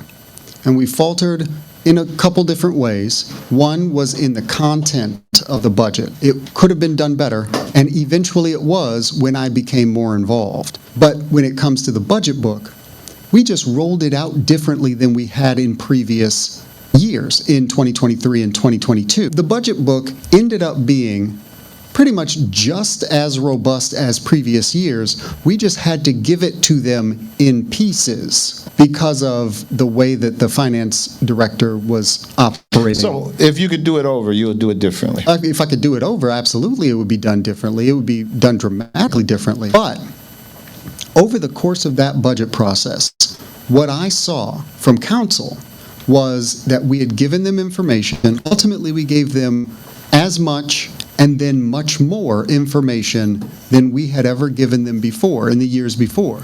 So if they were happy about information they received in 2023 for 2024 budget, they should have been ecstatic about the amount of information that we provided them in 2024 for 2025. But what happened instead was, and I firmly believe that a lot of this was specifically done or exaggerated. Like, we had problems. I am fine addressing the actual problems. But when you start exaggerating the problems in an attempt to do political harm, that's what concerns me. Isn't it on the mayor to present council with a balanced budget? No. It's not? No, not in the way that you're thinking about it. Okay. So the way that a balanced budget is created, you can either think of it in terms of it needs to be purely structurally balanced, as in the revenues that you expect to bring in either equal or exceed the expenditure you expect to make in the next year. But tell me this, how do you ever expend dollars that you've saved? We have $28 million sitting there. That's an immense reserve. It is well beyond anything that GFOA would recommend for a municipality like ours. It is basically we have taken money from the people and we're just hoarding it instead of doing things like increasing wages or purchasing vehicles or improving our facilities. And that's the part you're saying you have an issue with council getting some of that stuff. Instead, all they did, instead of working with me to amend it, working with me as I asked them to, intentionally, to develop a capital plan for 2025 together, I was trying to involve them in the process instead of just presenting them with, this is what we're going to do. Because they have been screaming for collaboration all year. And so we finally get to budget, and I say, hey, council, I want to work with you on determining what capital projects we do. But shouldn't that be done before budget? No, it's done in budget. We don't present something to council. Oh, you know what? That's what reconciliation is all about. No, so we've got, basically, we submit, and technically, the mayor is supposed to provide council with an estimate of expenditures and revenues. Correct. And then council is supposed to create the expenditure, correct. the budget, Yeah. appropriations ordinance. They don't. We do that for them. Now, why they don't? Because they don't know how to. Is that their job, though? According to the charter. According to the charter, that's what they're supposed to do. But we do it for them. And there's some other language in the charter where there's some gray area, but we can do it for them. Ultimately, it's better that way anyway, because they don't have the expertise or the capacity to do it. And so we're not going to ask them to do. But presenting them with an operating budget and asking them to collaborate with me, like we had a whole bunch of projects. We had a whole bunch of capital projects and expenditures that we could look at and discuss. So we had lists of things that we could talk about. But I was asking council to collaborate with me on choosing so I could take their priorities into account. They told me that was the wrong way to do it. And so I said, okay, council, then I will take that and I will take you at your word. And so what I did instead was I recrafted the budget, found places where we could budgetarily save, because I thought that there were certain costs that were inflated. And so I cut down on the budget, on the operating budget, and then I made a list of the capital projects that we were going to be presenting to council. I submitted that to council, and ultimately they ended up approving the budget that I presented them, including the capital that I presented them, with no amendment. We're going to move on.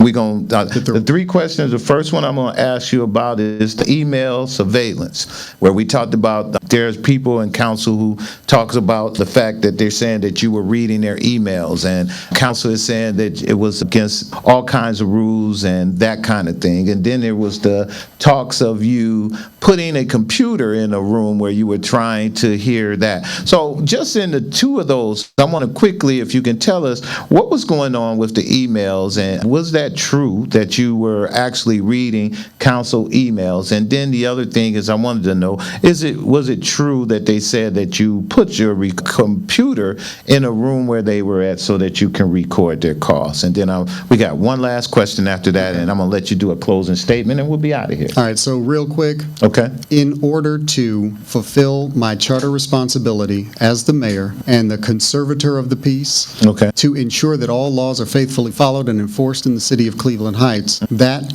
presents with it an implied power to investigate. Now, that includes, obviously, the criminal investigation arm that the police takes care of. But there are other investigations, both of employees and public officials of any kind, that the mayor is tasked with ensuring follow the laws as well. So that is the duty of the executive branch. And in order to perform that duty, the mayor has to have investigatory power. That's why it's an implied power based on the requirement that the mayor ensure that the laws are faithfully followed. Now, when a council is engaged in behavior that is in violation of whether it's a criminal or non-criminal statute or local law, as we saw last summer when council was shown to be holding private meetings outside of the public eye and in violation of the Open Meetings Act, and council committees in particular, especially, having those meetings. In order to investigate that, one of the ways that we do that is looking at the public records that are found in our email server. Okay. Now, there is absolutely no violation of any rule or any law that either I or the law department has committed in looking at public records in our email server. That is a public email server. Every single one of those emails is a public record. Every single one of those emails is expected to be public. And so there is absolutely no expectation of privacy for me or for anybody who uses the email server in order to communicate. This is a city email server. You wouldn't expect that anybody working for a corporation Kahlil, would have. you're looking at their emails. So I'll tell you in particular, when council's clerk, Addie Ballister, Right. reached out to the administration because she was concerned that council members were having secret meetings in violation of our local code and the law, and she gave us evidence to that effect. You checked it out. I checked it out. Okay. And you know what? I don't think that is a problem. I think that is a necessary You check got and the ability balance to do it. on the legislative body. They've got a convenient veto-proof majority. They can do so much, and they have to have checks and accountability and oversight as well. And they are seeking to prevent anybody from having oversight over them. So it wasn't nothing you snuck around and did. You had the ability to do it, and if you want to do it, you can do it. And that makes sense because of the function of the executive branch. What about the computer? Now I don't know We're on what a your podcast. language is. That's BS. It's BS. Yeah, it's BS. That never happened. I never recorded anybody, Okay. period. Okay. Now, this is the thing. That's something that I can say. Now, I'm a black man living in America. Right. And I've got people who look at me, apparently, and everything that I do is suspect. Everything Right. that I do, apparently, is subject to the suspicion of criminality now, apparently. And so somebody suspected me of doing something untoward and decided that they wanted to try to pressure the police chief to get first the FBI to investigate, then Ohio Bureau of Criminal Investigation to investigate. And both of them said, yeah, no, nothing to investigate here, we're not going to. And of course now they're trying to send it to the county prosecutor. I don't know what the county prosecutor is going to do, but what I do know is that if anybody is going to ask me to put myself out on a limb when I'm apparently a suspect in a criminal investigation and I'm supposed to talk about this and tell people, yeah, you know what, it would be the smart thing to do to have an attorney talk for me, but I'm going to be stupid because I have the utmost faith that a black man in America, and a black mayor in particular, isn't going to be targeted in some way. Now, I don't expect that necessarily, but I also know that if anybody else was being suspected of a crime, however completely ridiculous the assertion is, somebody thinks that I put a computer, that I hid a computer in a room in order to record conversation. You know, computer. When you close the top of the computer, what it does.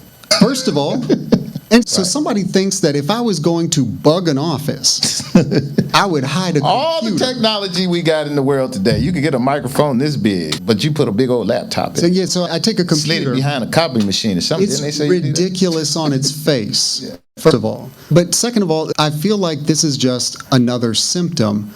But this is happening after everybody's piling on. Yeah, that's Everybody why is there's more pile making on. these other accusations against me, and what am I to them now? We talked about racism and everything in Cleveland Heights, and we've been going through that. And I look at Cleveland Heights as being a city that's, I wouldn't call it as much racist as I call it cliquish. And it's very cliquish. You got very different groups of people. You got Orthodox Jews who are one group of people. Then you got Jewish people who are just people out there. You got black people that are out there. You got gay people that are out there. And all of these people are cliques.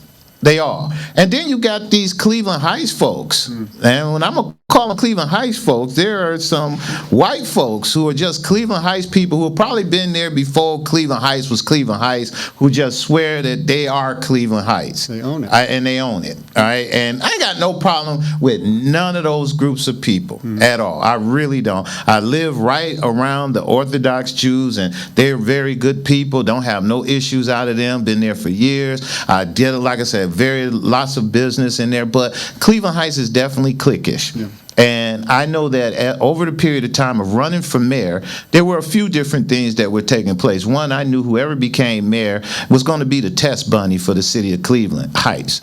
Because either you was going to go in there and do a great job, or you was going to go in there and do a terrible job. Nobody really wanted to run for the job right away because it was that. If you go in there and screw up, I can run the next time and say I'm running because he screwed that so up so bad. About that when you first came in, and I told you. They chose not to. You and others who stepped up chose to get it. I get that you play the game, not just to become mayor, but Kahlil, you was a councilman there. You played the game and living out there with the people. When I say play the ball with all those various different people we know. And you played the game of being a councilman and all that, and you did your thing as mayor. But one day, you walked into city council. I watched you walk in there. You sat up there and you got in the pudding and you sat there and they started on you and you said to them, I am not your Negro. And you said that to them, and all of a sudden all hell broke loose. And it broke loose for a lot of reasons, because when black folks say stuff like that, it makes people uncomfortable. And it made them uncomfortable. A few of us sat back and, whoa, where did that come from? What made him feel that? Myself was like, okay, why did all of a sudden that come out? Because, again, playing the game the whole time is playing the game. Okay, so I want to ask you, because there's two things to this question. One is that I believe that people use anti-Semitic as a way of a word that they throw out there all the time to say something was anti-Semitic that may not have been. But I'm saying it in the same context that people looking at you are saying you threw out the race card. That's what they say. Really quick, because you said that I'm not your Negro. So I look at it because there were people who came after you who said something that your wife said or whatnot was anti-Semitic. Whether it is or not, I particularly didn't see that in it. But I can see how somebody who say, if you said something negative to me and it hurt my feelings, I'm one of those people, I'll say, okay, I hurt your feelings. All right, if I mean it or not, if you came to me and you said I hurt your feelings, unless you really did something, I can't see myself not saying I apologize for hurting your feelings. So I want to ask you, with knowing all of that, what was going through your mind that day? And what was it that made you really get to the point that you felt that this was something I need to say, and why did you say it? All right, so I'm going to try to do this as fast as possible. But I have been dealing with these issues and these people for 10 years of elected service in Cleveland Heights. More than 10 years at this point, a little bit more. And from the beginning, I felt what many people feel when they're at a table that not everybody, they might not consciously think that you belong there, but they act in a way that tells you that they don't really believe you belong there. They don't see you there. When they close their eyes and they envision the table, you are not at it. And the way that comes across a lot of times is what we've seen amplified lately, but I've seen it the entire time since 2015, where my intelligence is questioned, my experience is questioned, my integrity is questioned in ways that you don't see with other people of other types. One good example of that is, we all know that Dan Horrigan, for instance, he's not pristine. The issues with First Energy and the Jalen Walker stuff, this man is not pristine.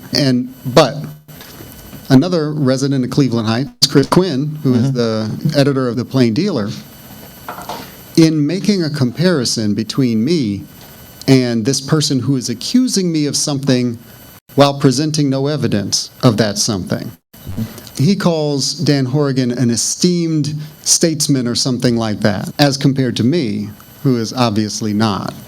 Now, there could be a variety of reasons why Chris Quinn might think that Dan Horrigan is esteemed in some way. Now, I know why I hired him. I hired him based on his statements to me that he did not follow through on. But Chris Quinn thinks that this man is esteemed for some reason. Now, that sends a signal to me. It doesn't tell me anything immediately specifically about Chris Quinn and his biases around race or anything like that. But I will say this. We've got council members who repeatedly call into question my experience doing budgets, for instance. So if I'm working through a budget and I'm working with really experienced and qualified people to do that work, and we are fixing the problem, going through a great deal of effort to fix the problem, to provide them with information, so on and so forth, and I'm giving them that information, and I am actually being much more transparent than anybody has ever been relating to council around budget, giving them more information than anybody's ever received before. And when I do that, I'll give you a good example. Jim Posh is a council member, a former school board member, and he was called out by a resident for basically implying that I'm unqualified, lazy, and a liar. And that resident stood at the lectern in city council chambers and said, "Those are anti-black tropes right there." Oh, so it's a stupid, lazy nigger? That's what you calling this man? You talk about his experience, you talk about his age. I'm not that young, but these people want to call me boy. Instead, sometimes they just call me by my first name, even though we've never spoken, that kind of thing. You know, they don't want to give me the respect of the title. Sometimes they do it very explicitly. Now, in those circumstances, where this is a repeated trend, where I'm being characterized in that way as though I don't have the experience, that I don't have the training and the education that I do, that I haven't crafted budgets before or done economic development deals, that I don't know what I'm talking about. These implications, they build on each other. And certainly they wear on a person. They do. And I've been experiencing that since 2015. Now, some people have watched all of those meetings. Some people have looked at that. Some people came in person before I started demanding that the committee meetings be filmed as well, until they finally put cameras in the executive conference room. There were people who came to meetings and saw me getting treated that way by people. It's a cast of characters around in the council. This is multiple iterations of council behaving this way. And they have wondered for years, how do you keep your cool? And I've been playing respectability politics for a long time. Playing the game. Playing the game. Now, when a council sees me on a Monday, right, because I'm at the meeting on a Monday night, and then on a Tuesday, I'm working from home. I'm doing a couple different things. One, I'm trying to put together a statement about an extremely emotional topic for me. These claims of anti-Semitism, this accusation of anti-Semitism is extremely emotional for me, and I don't want to just do lip service. I don't want to just put out some boilerplate bullshit. I want to say something that I mean. I was planning to put it out on Tuesday after that Monday night meeting, and it was just a lot. It was a lot to process. I had some changes to make as a result of that meeting. And so I finally put it out on Wednesday, but I was working, I was signing contracts, I was communicating with my staff on Tuesday, and again on Wednesday, and I put out the statement on Wednesday. At the same time, that same day, Wednesday, I'm putting out this statement. City Council plans an emergency meeting for Friday about the mayor's whereabouts and his ability to fulfill the duties of his job. Because you saw me on Monday, but by Wednesday, you need to know where I am. You're my supervisor. You're my boss. All right, boss. Didn't do a wellness check? Somebody, I think, did a public records request for some sort of report about a wellness check. Nobody asked me. There were people I was communicating with. If the police chief had called me, wow, I would have answered the phone, because I answered the phone when the police They called. claimed they did a wellness check. I didn't see anybody do a wellness check. Wow. My point was, Tony Kuda sent me a text that just said, "Are you okay?" And I'm like, Tony, you don't give a damn if I'm okay. I'm not going to answer this question. Now, if Tony Kuda had sent a text that was actually more communicative than that, saying, look, we're hearing people who are concerned that you are not okay, and they are saying things that, advising us to wonder if you can still do this job. Are you all right? What's going on? Then that would have been something that I would have responded to, because that would have actually been honest. Instead, it was just, are you okay? And I know that Tony Kuda doesn't care if I'm okay. That's in our experience. But I put out a statement on Wednesday. So everybody knows I still exist. I'm still around. But they keep this meeting on the books about the mayor's whereabouts. And so I walked into that meeting, and it's funny, people have no idea about how city works and how rooms get booked.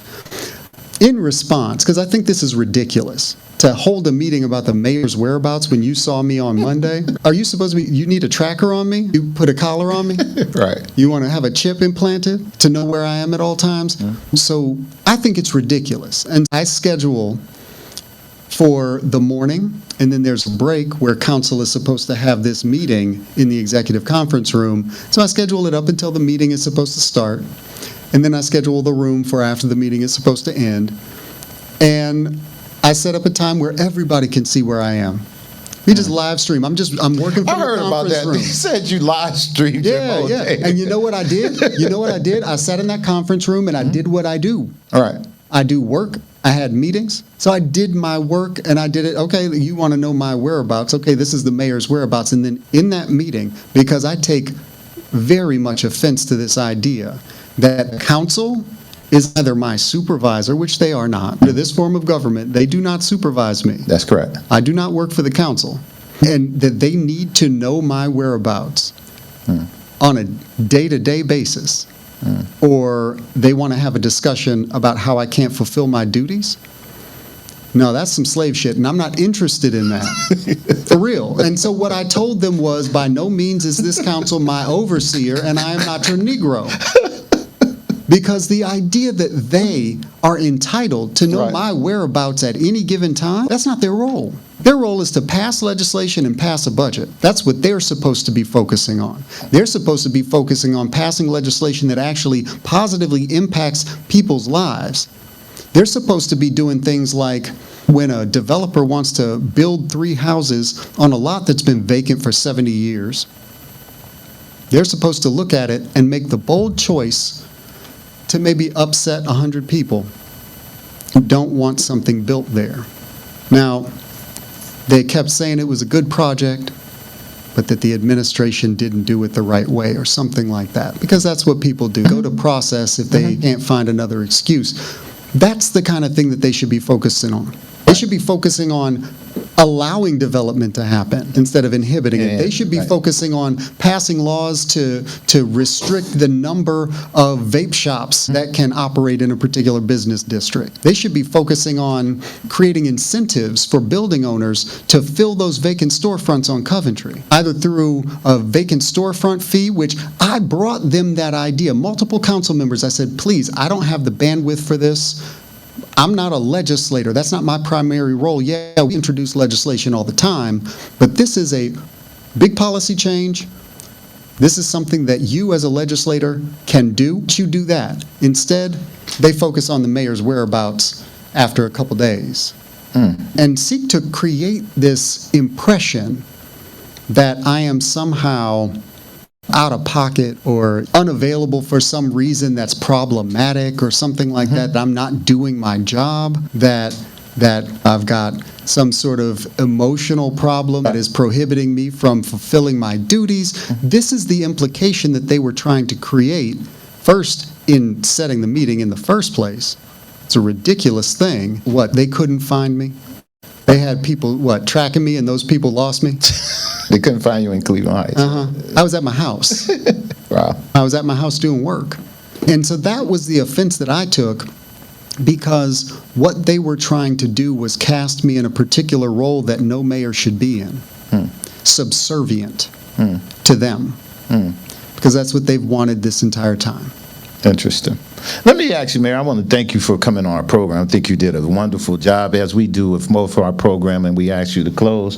I'll give you this camera right here. This camera is yours. You get an opportunity to say something to the folks in Cleveland Heights you want to end it with. And I would definitely like you to say something about along the lines of, if there was something that has been out there that's totally people are misunderstanding about your administration, you, and any of that stuff, just gives you an opportunity to look right in that camera, talk to the folks in Cleveland Heights, and give them that opportunity. To the people of Cleveland Heights, first of all, I want to thank you for entrusting me with the massive responsibility and the honor of being the first elected strong mayor in the city of Cleveland Heights.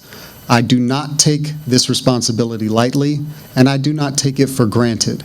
And I will do everything that I can to achieve the goals that we've set and to fulfill the duties and the responsibilities of this position until we can transition it to the next mayor.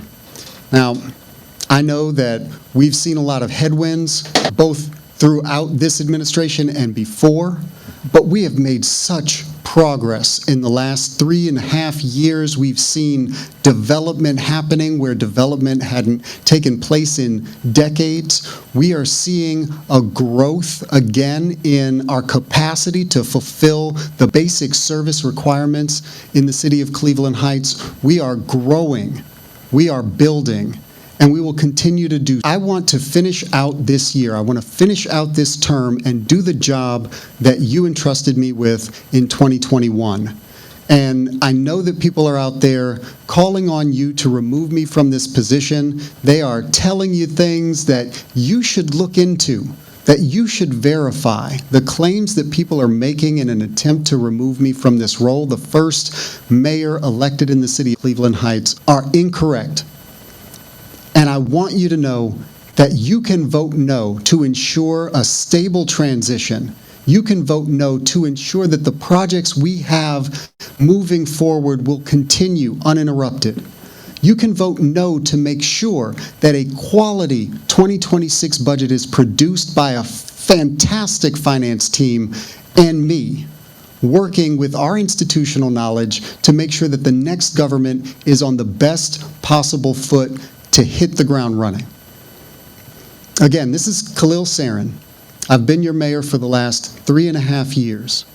We've seen some amazing things happen in Cleveland Heights over that time, and I'm looking forward for what's next. Thank you. Hey, everybody, that's Strategic Moves with Kenn Dowell. We had Mayor Seren, Kahlil Seren, on our program today, and he dropped a whole lot of truth bombs. I want to let you guys know that if any information you might need to know, we'll have all the links in the bio where you can check it out. Remember, the election is when? September 9th. And you make your own decision. You got to get out there and make a decision on what you do and how you want to go with that. And check out and get information for yourself. I don't know if all of it's true. Who say what he say is true, who's to say what they say is true, but what you need to do is definitely check it out for yourself. So till next time, we want to thank everybody for tuning in, and we'll see you again. Peace. Good job.